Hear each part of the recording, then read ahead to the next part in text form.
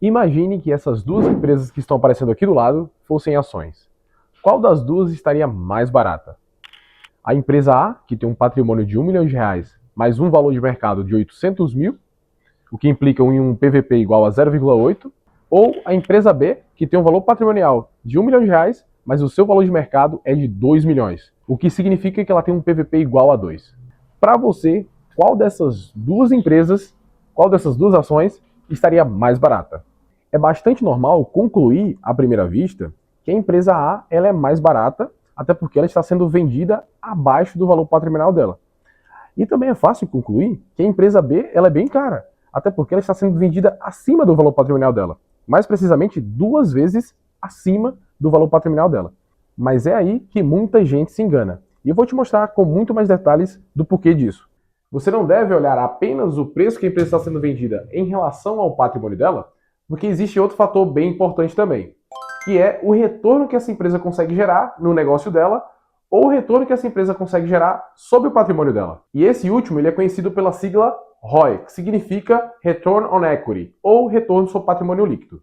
Agora eu vou mostrar para você dois exemplos, um hipotético e um exemplo real, com as ações do Banco Itaú e as ações do Banco Banrisul, para você conseguir entender na prática como é que funciona tudo isso que eu acabei de explicar. Aqui, como eu falei, está o primeiro exemplo, que é o exemplo hipotético.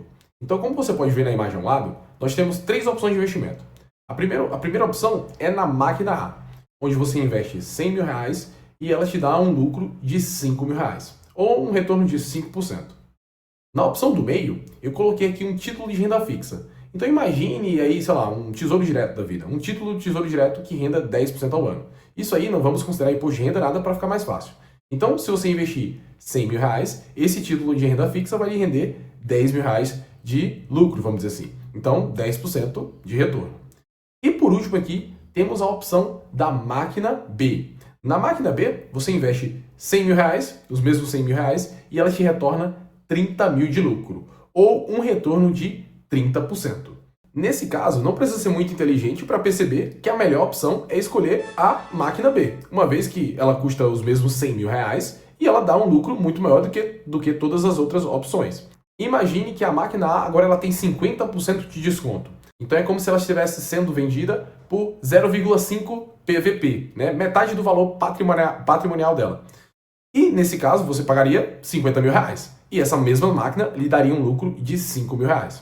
Veja bem que agora essa máquina, nesse valor, ela lhe retorna o mesmo daquela segunda opção, que é do título de renda fixa, onde você investia os R$ 100 mil e recebia R$ 10 mil de lucro, né? 10%. Essa máquina agora você investe 50 mil e recebe um lucro de 5 mil, ou 10% de retorno. Agora, nesse mesmo exemplo, imagine que a máquina B, que você pagava 100 mil e ela dava 30 mil de lucro, agora ela custa 200 mil, ou 2 vezes o valor patrimonial dela. Nesse caso, você pagando os 200 mil, você teria 30 mil de lucro, correto? E agora, você acha que a melhor opção é a máquina A, que está com desconto do valor patrimonial, ou você ainda prefere a máquina B, que tem um valor 2 vezes maior que o valor patrimonial dela? É fácil perceber que, mesmo nesse caso, a máquina B ela tem uma vantagem. Pois para você conseguir, por exemplo, ter os mesmos 30 mil de lucro que você tem comprando a máquina B por 200 mil reais, você precisaria ter 6 máquinas A. E se você considerar que a máquina A, mesmo sendo vendida com desconto aí de 50%, se você pegar 6 vezes 50 mil, você teria 300 mil reais de investimento. E essas 6 máquinas te dariam 30 mil de lucro, que é o mesmo lucro que a máquina B te daria.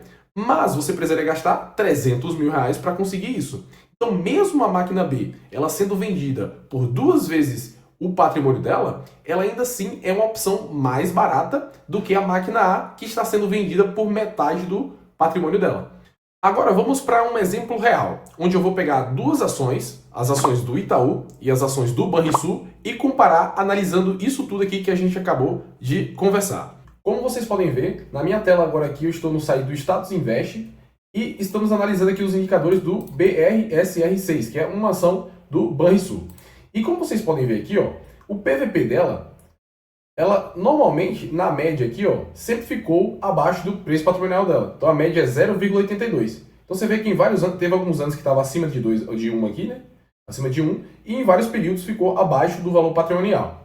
Então, para efeito aqui do exemplo que eu vou dar, vamos analisar aqui baseado no ano de 2017. Então, como você pode ver, no ano de 2017, o PVP dela era 0,87%. Ou, em outras palavras, o banco aqui, essa ação estava sendo vendida por 87% do valor patrimonial. Ou então um desconto de 13% do valor que o patrimônio dessa empresa tinha. E aí, quando você olha aqui a parte de ROI, do que é o Return on Equity, o retorno sobre patrimônio líquido do banco, você vê que a média dele é 13,18, né? E aqui, se você pega em 2017, que vai ser, por exemplo, estava 14,88. Então, beleza. Nesse caso aí, esse aqui seriam os dados do Banrisul. Agora eu vou colocar na tela o preço do Banrisul na data 2/1 de 2017. Então, como você pode ver, nessa data a ação custava R$ 5,55. Lembrando que esse gráfico aqui é já contabilizando os dividendos. E aí, quando você olha para a data final aqui do nosso teste, dia 26/6 de 2026, o banco ele está sendo cotado a 13,82. Agora, voltando aqui para o site do Status Invest, vamos analisar as ações aqui do Itaú, o ITUB3 aqui. Então, logo de cara, apertando aqui no PVP do Itaú, você pode ver que, na média, o Itaú sempre negociou acima do valor patrimonial. Então, ó, a média 1,68. Então, quando você pega aqui na maioria dos anos, ó, o Itaú quase sempre, não, sempre aqui, né, nesses dados aqui, estava acima do valor patrimonial.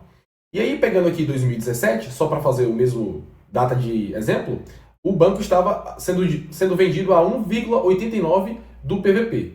Em outras palavras, ele estava sendo vendido com um ágio de 89% do valor patrimonial dele. E agora, quando a gente vai aqui para o indicador ROI, do retorno sobre patrimônio, você vê que, na média, o Itaú aqui fez 17,44.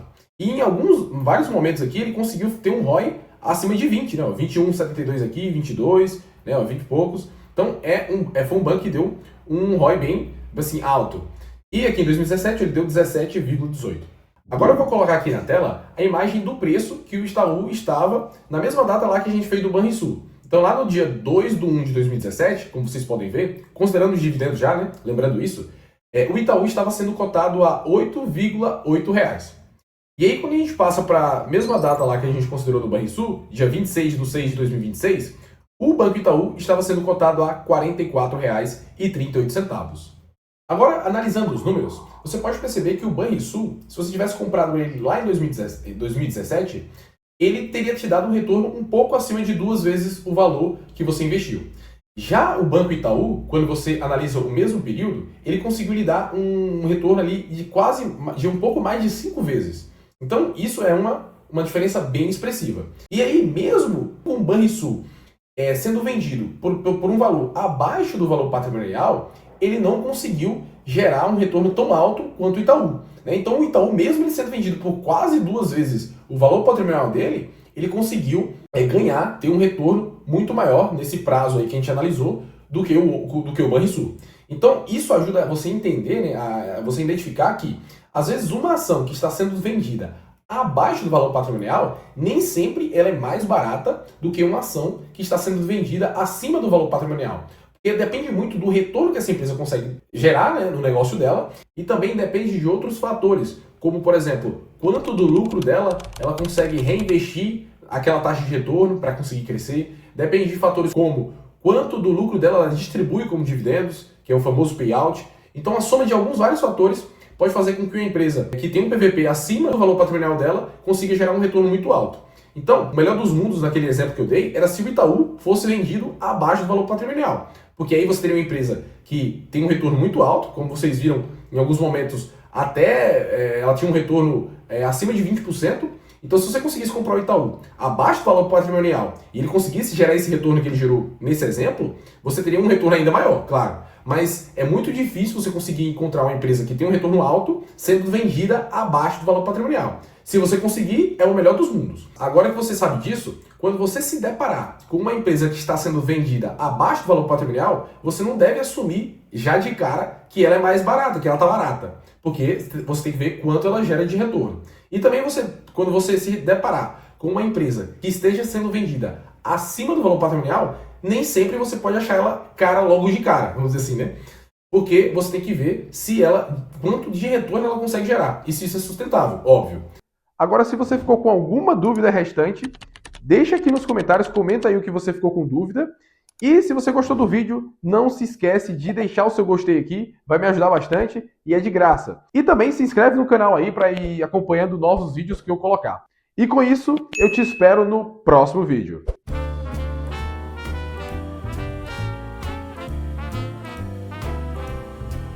I was swinging along, minding my business, when suddenly out of the blue